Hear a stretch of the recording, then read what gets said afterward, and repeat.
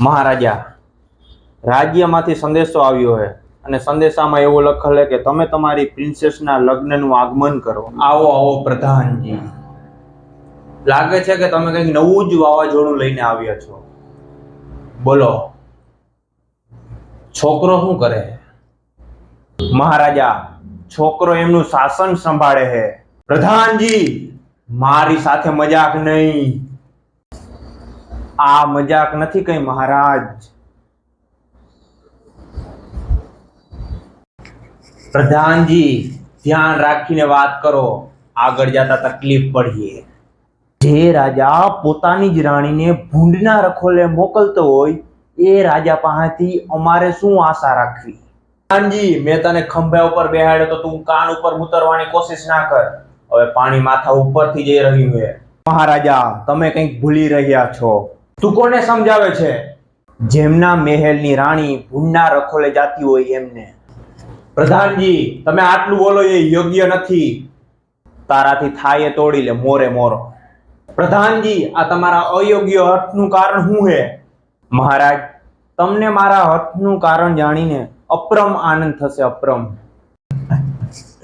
ભાગ્યશાળી, ભાગ્યશાળી. બોલો બોલો.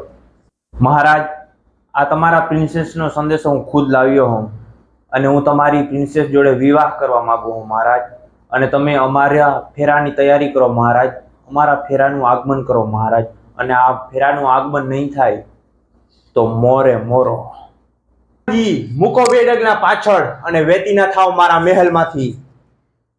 એ શક્ય નહીં મહારાજ. મારે કઈ થોડી મારી સાસુની જેમ તમારી છોકરીને ભૂંડના રખોલે મોકલવી છે. પ્રધાનજી, તમે એટલું બળબડ કરો એ ઉચિત નથી. પ્રધાનજી, તમે કેટલું ભણેલા હો?